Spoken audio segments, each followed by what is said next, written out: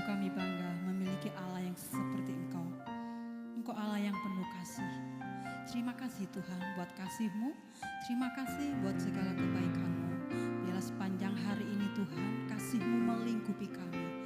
Di dalam nama Tuhan Yesus Kristus. Haleluya. Amin.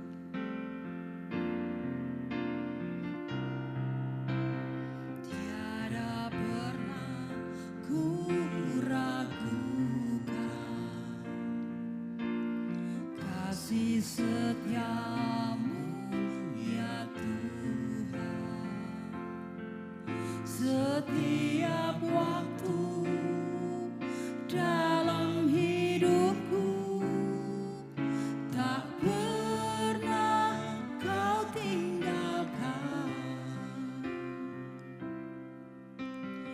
Meski langit tampak suram,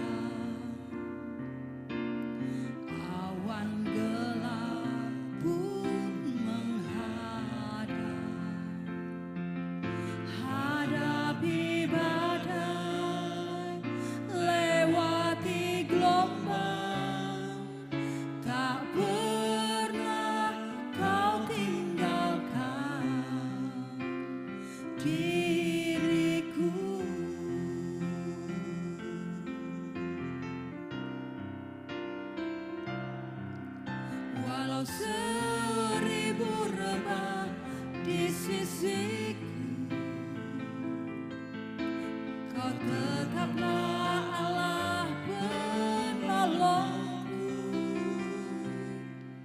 Walau 10.000 rebah di kananku, takkan ku goyah sebab Yesus sertaku.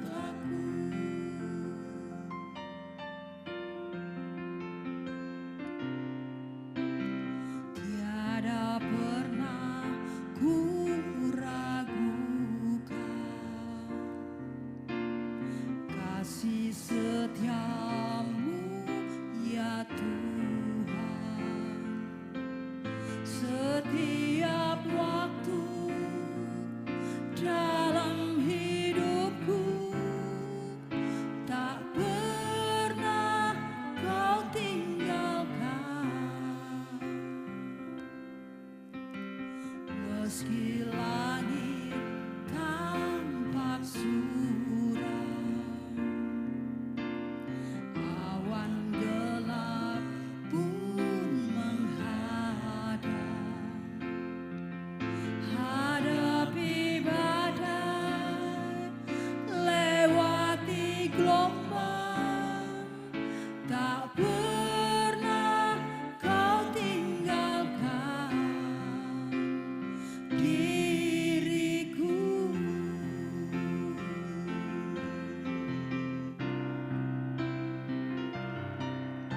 Walau 1000 rebah di sisiku, Kau tetaplah Allah penolongku. Walau 10.000 rebah di kananku, takkan ku goyah sebab Yesus sertaku.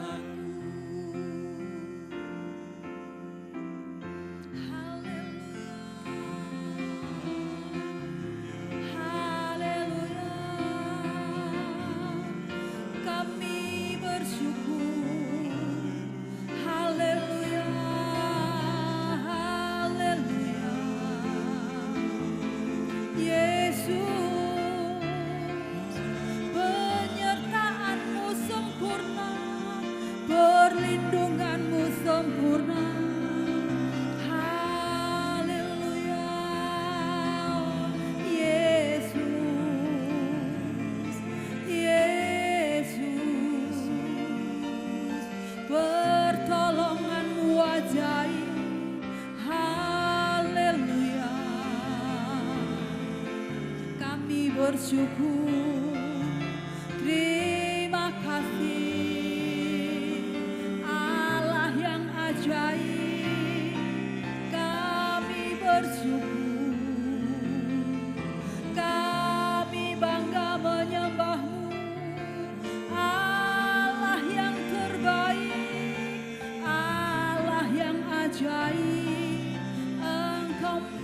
dahsyat.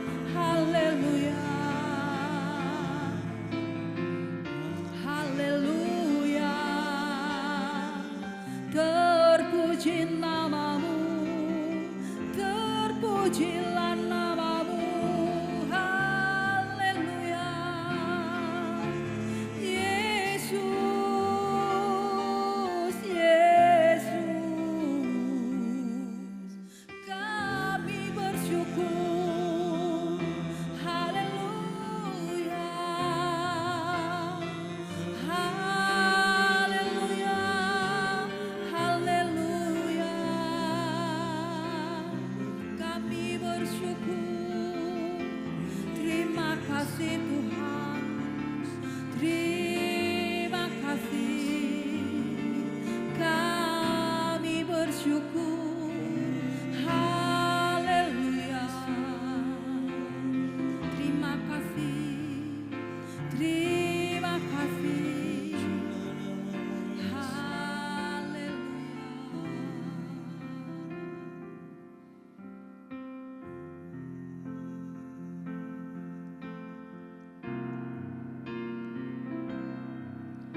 Walau 1000 rebah di sisiku, Kau tetaplah Allah penolongku.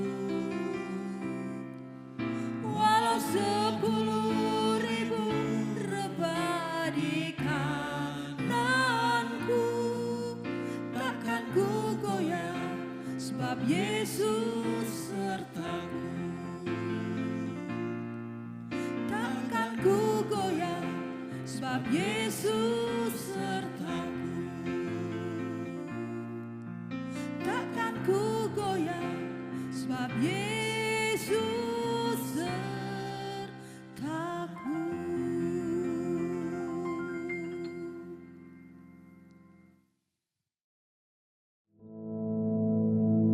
Our Father, which art in heaven, hallowed be thy name. Thy kingdom come, thy will be done in earth as it is in heaven. Give us this day our daily bread, and forgive us our debts, as we forgive our debtors. And lead us not into temptation, but deliver us from evil. For thine is the kingdom, and the power, and the glory, forever. Amen.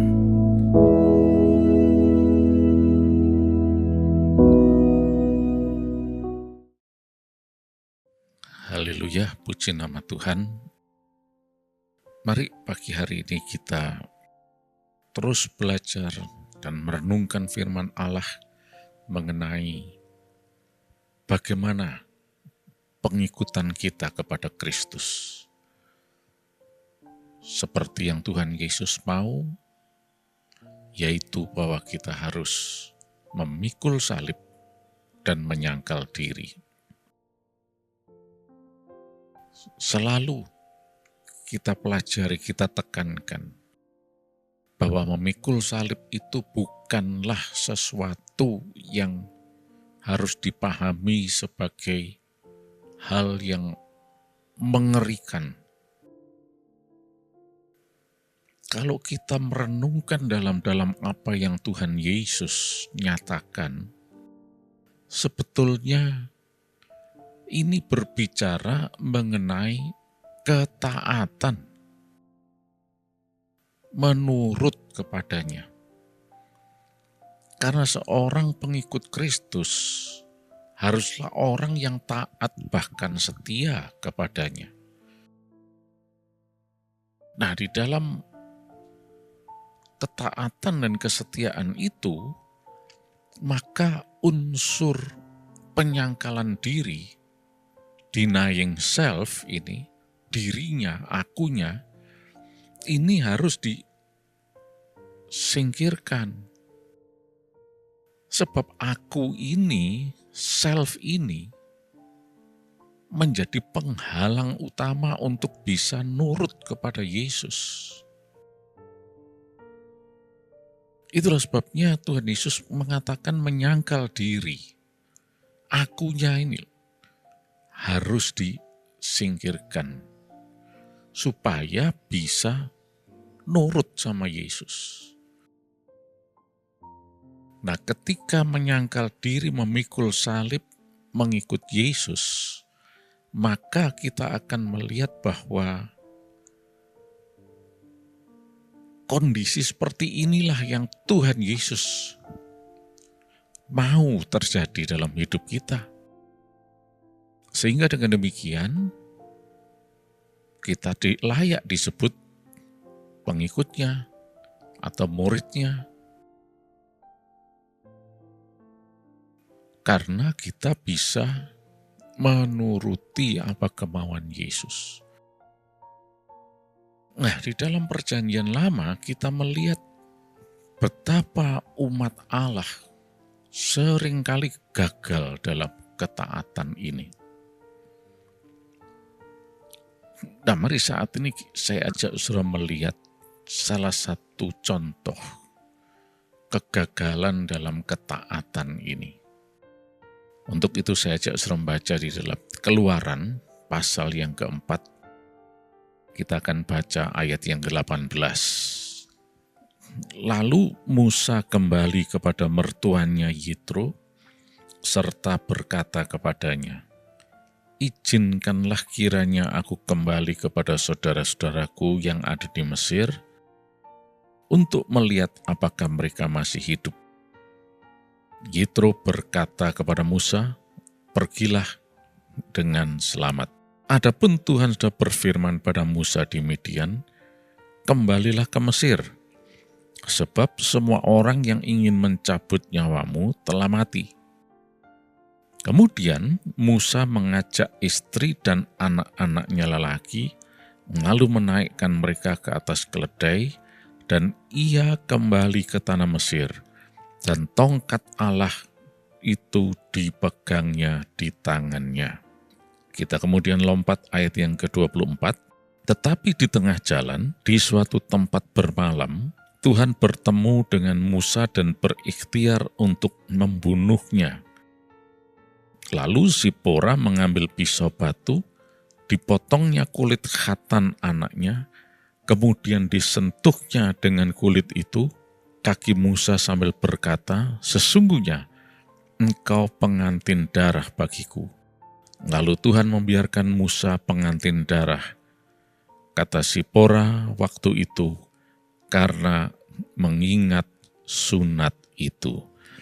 Nah, sampai di sini dulu pembacaan kita. Nah, saudara sekalian, untuk memahami ini kita harus melihat konteks kisahnya, sehingga kita bisa mendapatkan gambaran yang jelas, yang sebenarnya, dan kemudian kita bisa memahami apa dan mengapa peristiwa ini terjadi. Diceritakan di sini pada intinya adalah bahwa Musa itu hendak dibunuh oleh Tuhan dalam perjalanan menuju ke Mesir.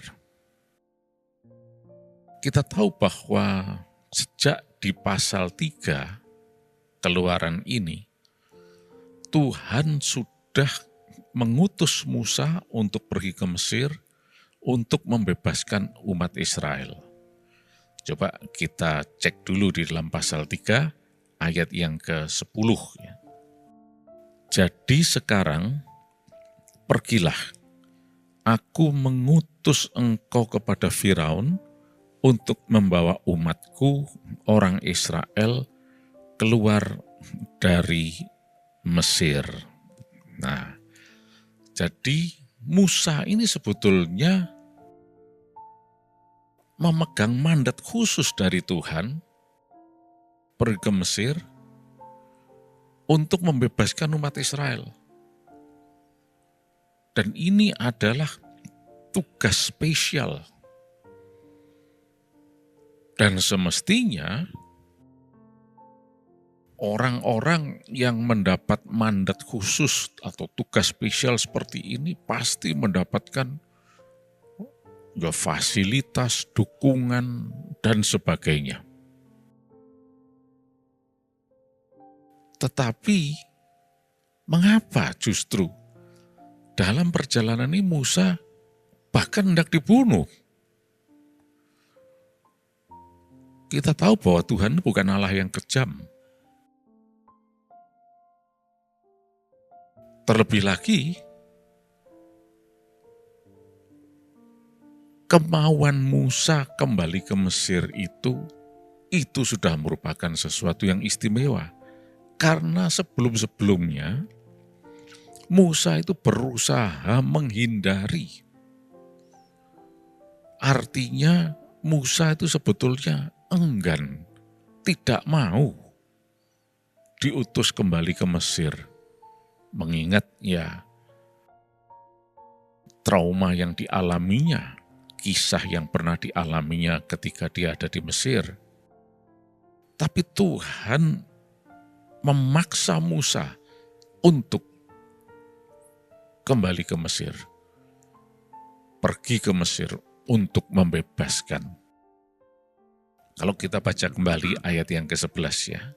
Setelah tadi ayat 10, bagaimana Tuhan mengutus Musa, sekarang coba kita lihat ayat yang ke-11. Tetapi Musa berkata kepada Allah, siapakah aku ini?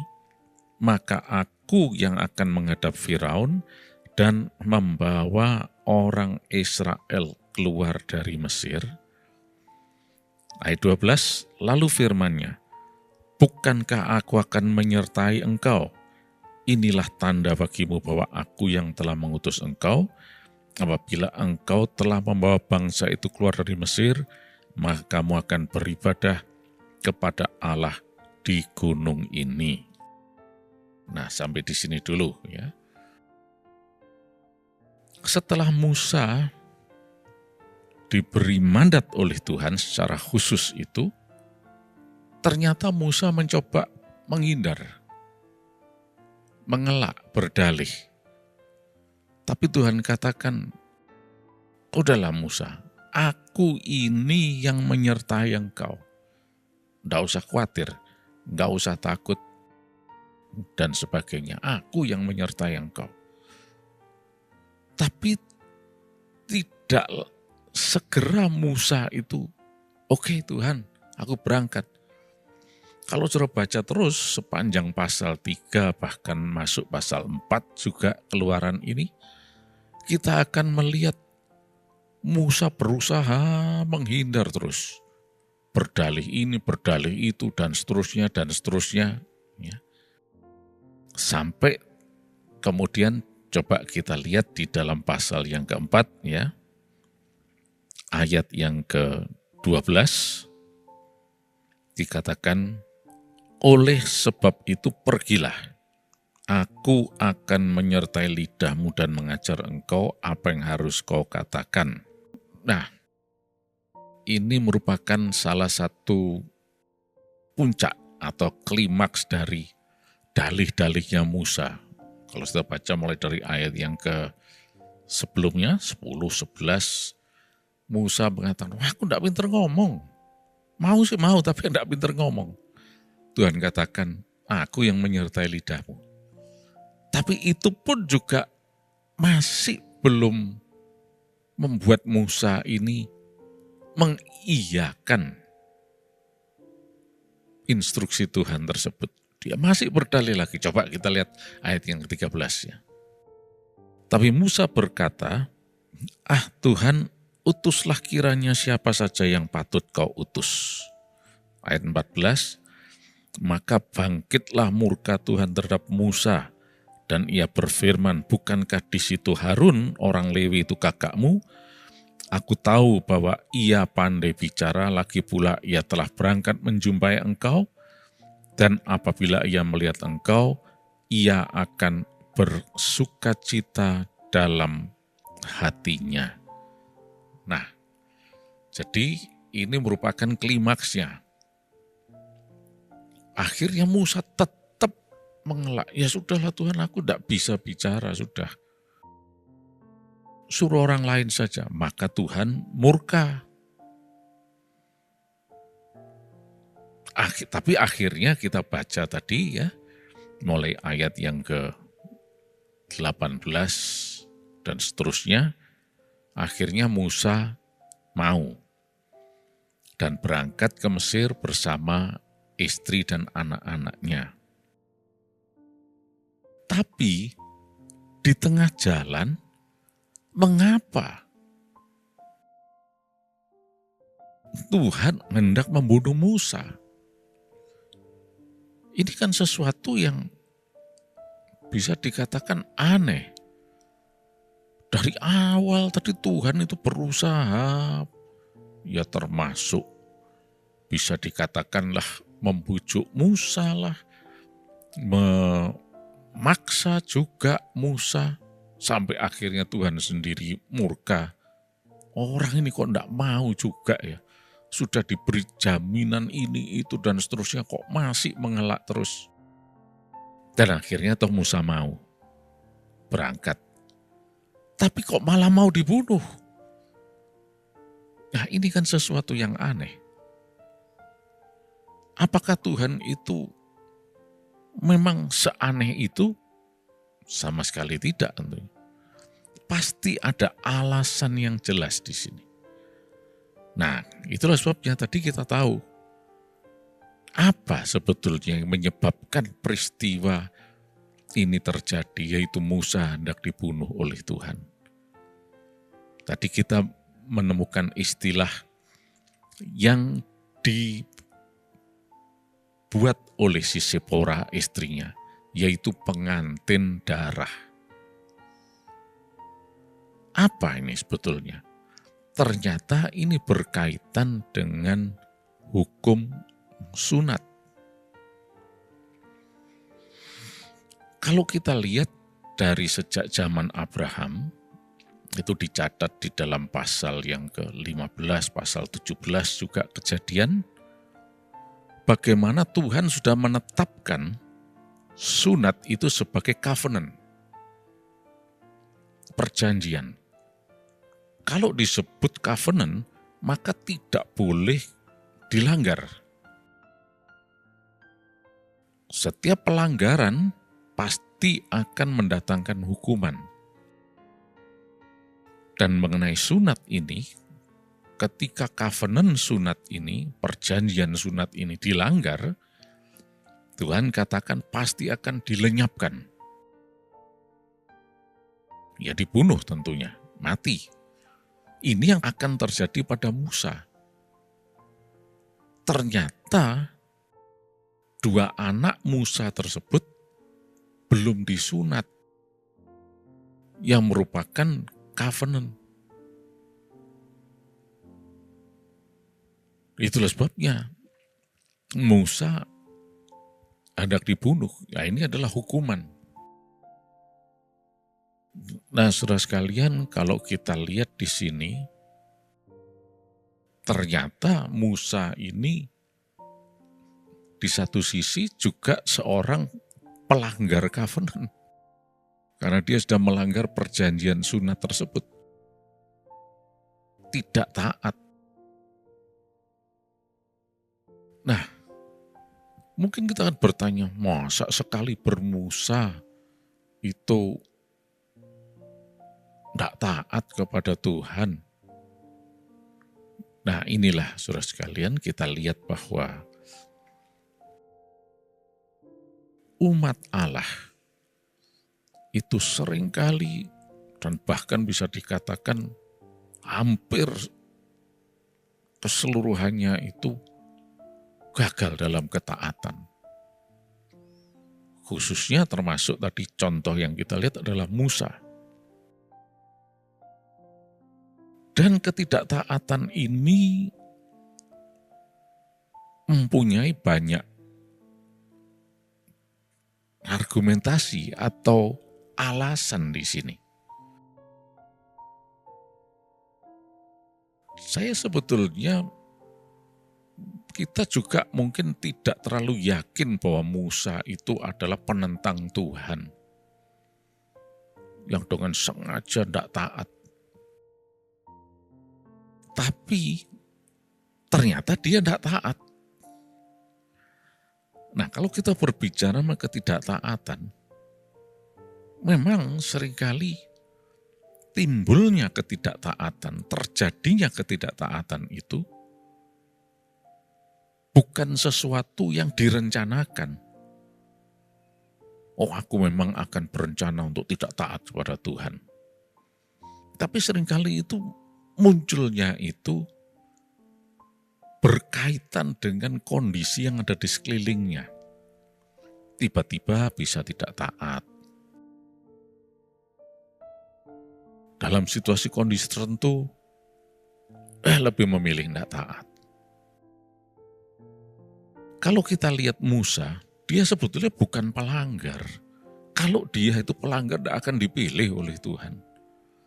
Tapi Musa ini tidak taat karena diakibatkan dari suatu hal yang dilematis dalam hidupnya.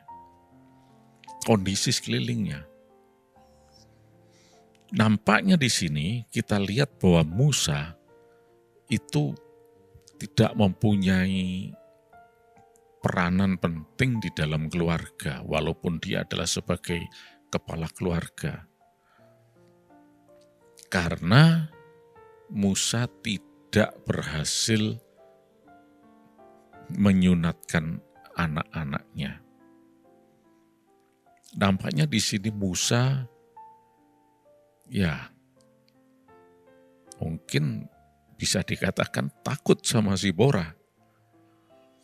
Karena Zipora bukan orang Israel.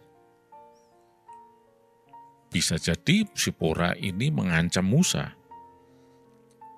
Oke, Musa, ini adalah anak-anak kita memang. Tapi aku yang mengurus mereka. Kamu ndak usah ikut campur. Kamu kan datang ke sini sebagai orang yang ndak punya apa-apa. Sudah untung kamu. Aku tolong dan bisa menjadi suamiku, bisa tinggal di sini, makan, tidur, dan sebagainya.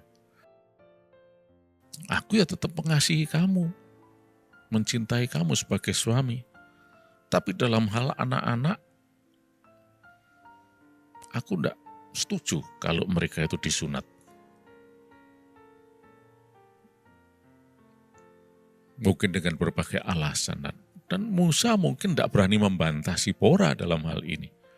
Loh, Zipora gini loh, nanti akan terjadi loh. Aku sebagai pelanggar dan nanti aku akan dilenyapkan oleh Tuhan karena melanggar perjanjian dan segini. Mungkin Zipora akan mengatakan, udah jangan banyak bicara.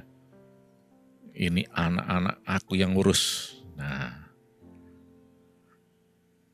tapi tetap apapun itu, ini adalah ketidaktaatan.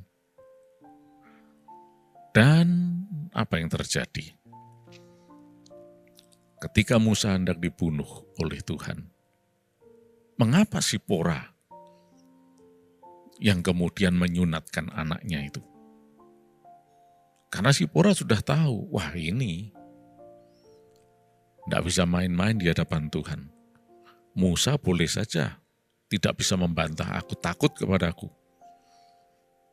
Tapi di hadapan Tuhan, ini mendatangkan hukuman. Oke, terpaksa aku harus menyunatkan anak-anak ini. Itulah sebabnya kemudian Zipora mengatakan pengantin darah itu. Nah, saudara sekalian, itulah sebabnya Tuhan Yesus mengatakan menyangkal diri, memikul salib, mengikut aku. Karena inilah kunci ketaatan itu.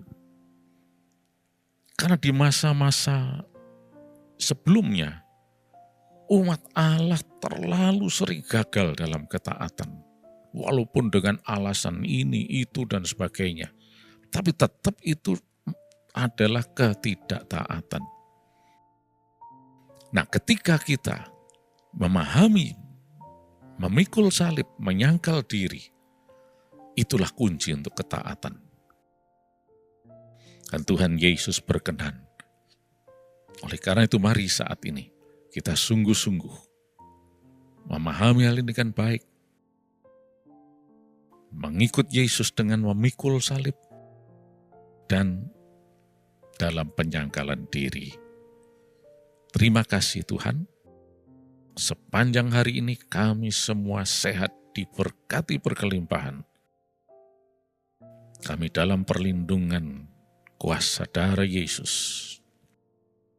Roh Kudus memimpin kami, sehingga kami tetap hidup dalam kesetiaan dan ketaatan kepadamu. Dalam nama Yesus,